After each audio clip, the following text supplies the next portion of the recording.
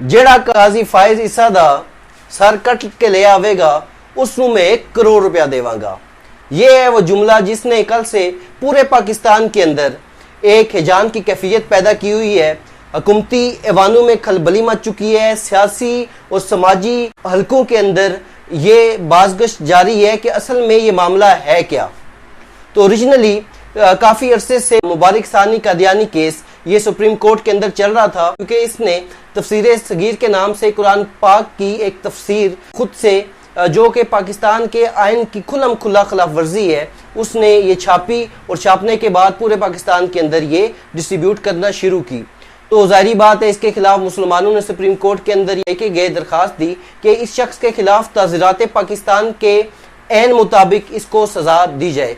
लेकिन चूंकि ये एक बड़ा मजबूत शख्स है, रबवा से इसकी सर्टिफिकेशन है, और इसके अलावा इस वक्त के उनके रहनुमा और रहबर जो कादियानियों के समझा जाता है मसरूर कादियानी, उसके पोतों को ट्यूशन पढ़ाना या उनकी मजहबी जितनी भी तालीम है उसको मुबारक सानी ही देखता था। तो इसलिए जब सुप्रीम कोर्ट के अंदर जाया गया तो वहाँ पे नजर आया कि उलमाए कराम के जितने भी दावे थे या जितने भी उलमाए कराम की तरफ से पटिशन दायर की गई या उनकी तरफ से जितने भी बयान दिए गए, उनको बड़ा ईजी लिया काजी फायज ईसा ने, और साथ ही ये फैसला सादिर कर दिया जिसके पैराग्राफ नंबर 42 में बड़ा क्लियर लिख दिया कादियानी जो गो के खुल्लम खुल्ला अपने मजहब की तबलीग नहीं कर सकते, लेकिन 4 दीवारी के अंदर हदूदो क़यूद के अंदर रहते हुए जो भी उनका दीन है उसको तबलीग कर सकते हैं। पैराग्राफ नंबर 42 के प्रिंट होने के बाद पूरे पाकिस्तान के अंदर और आलमे इस्लाम के अंदर एक अजीब खलबली सी मची, सबके दिल दुखे और सब ने इसके हवाले से अपने अपने जज्बात का इजहार किया। इसी ज़िमन में तहरीक लबैक पाकिस्तान एक सियासी मजहबी और जो पाकिस्तान के अंदर जानी जाती है अपने मजबूत धरनों की वजह से और स्ट्रीट पावर की वजह से, इतवार वाले दिन पूरे पाकिस्तान के जितने भी प्रेस क्लब हैं सबके सामने एहतजाज की कॉल दी। लाहौर के अंदर एहतजाज था तो वहाँ पीर सैयद ज़हीरुल हसन शाह साहब ने ये जुमला कहा और इसके बाद ये इशू पूरे पाकिस्तान के अंदर हाईलाइट हुआ और जितने भी बुलेटिन थे या प्राइम टाइम के अंदर इसी के हवाले से प्रोग्राम भी चलते रहे और 4 मुख्तलिफ प्रेस कॉन्फ्रेंसेस हुकूमत की जानिब से, हुकूमत के मेन स्ट्रीम के ऊपर आने वाले बंदे उनकी जानिब से इसके हवाले से की गई। दूसरे दिन पीर सैयद ज़हीरुल हसन शाह साहब उनके हवाले से याद आ गई कि अगर कोई शख्स ऐसा कहे चीफ जस्टिस को तो उसके हवाले से क्या होना चाहिए। हुआ ये कि पार्लियामेंट के अंदर वैसे तो उनका ख्याल शायद यही था कि जितने भी लोग हैं वो उठेंगे और कहेंगे बड़ा गलत जुमला है और इस जुमले को वो अपोज करेंगे या उनके खिलाफ करारदाद देंगे। लेकिन सबसे पहले हामिद रजा साहब आपने जिस दलेराना जुर्रत का मुजाहरा किया और उन्होंने सही मानों में खत्म नबूवत के दिफा की तकरीर और करारदाद वहां पे पेश की। ये जो आइन को रीराइट किया गया है, कुरान और सुन्नत के अहकामात के खिलाफ फैसला दिया गया है, कुरान पाक में तहरीफ की इजाजत दी गई है।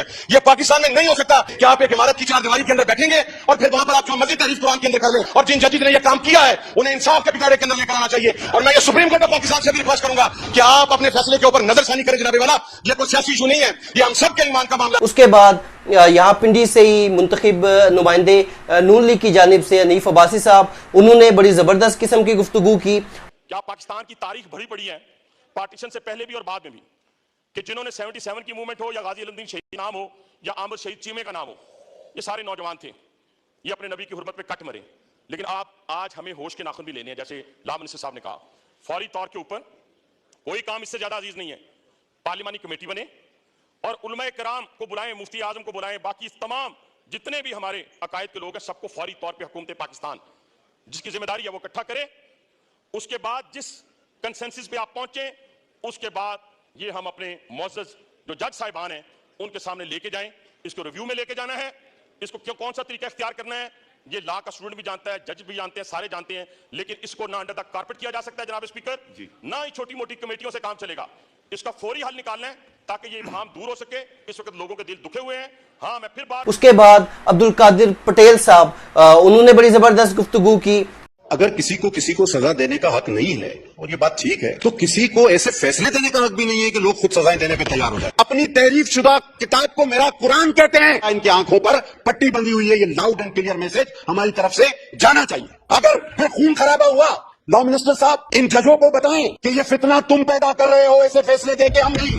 आइन में तहरीफ, तो फिर आर्टिकल 6 आपके पास ऑलरेडी मौजूद है और उसकी सजा मौत है। चाहे कितना ही लंबा काला कोट आप पहन लो, चाहे कितने ही लोगों को आपने फांसी पर चढ़ा दिया हो, आप हमारे ईमान पर हमला मत करो। उनके बाद अली मोहम्मद खान साहब, उन्होंने बड़ी जबरदस्त गुफ्तगू की। जब तक इसका रिजल्ट नहीं निकलता और इस पे कौम का एतमाद नहीं होता, तब तक ये अवाम जाता रहेगा। मेरी दरखास्त है कि इस इशू को आप इसके लिए स्पेशल पार्लियामेंट्री कमेटी बनाइए, उलमा कराम को बैठाइए, हमें मौका दीजिए और वो पार्लियामेंट्री कमेटी तब तक अपनी मीटिंग्स करती रहे जब तक सुप्रीम कोर्ट अपने इस फैसले पे नजरसानी नहीं कर लेता। इसी तरह से जमीयत उलमा इस्लाम की जानिब से भी एक आलिम दीन उठे और उन्होंने बड़ी जबरदस्त गुफ्तगू की। जज साहिबान हमें यह बताएं कि उन्हें आइन में तरमीम करने का इख्तियार कहां से मिला? आइन में तरमीम वो नहीं कर सकते। जज साहब कौन की इस किस्म की राय को मैं जूते की नोक पे रखता हूं और मैं कहता हूं कि आज ही करारदाद मुजम्मत पास होनी चाहिए कि आइंदा किसी को हिम्मत और जुर्रत न हो। जज साहब पता नहीं आंखें बंद करके इस तरह के फैसले सादर करते हैं। चार दीवारी में जुर्म हो उसकी नौयत और है, खुलेआम हो तो उसकी नौयत और है। मैं तो समझता हूं कि चार दीवारी के अंदर जो जुर्म होता है उसकी सजा ज्यादा होनी चाहिए, इसलिए कि वो छुप कर काम करता है, लोगों के नजरों से छुप के काम करता है, जुर्म का इर्तिकाब करता है और इसलिए से करता है कि मेरा ये जुर्म छुप जाए। इस कादियानी ने नामूस रिसालत की तौहीन की है। तो हर लिहाज से मैं समझता हूं कि जज साहब के इस राय को मुस्तरद करना चाहिए। तो अब अवाम देखना चाह रही है कि आया इस बार कामयाब कौन होता है, वो लदीनी कुव्वतें और वो आलमी कुव्वतें जिनकी इमा पर इस तरह का एक लायानी फैसला दिया गया, या सुप्रीमेसी बरकरार रहती है पार्लियामेंट ऑफ पाकिस्तान की। बड़ी मेहरबानी, बहुत शुक्रिया।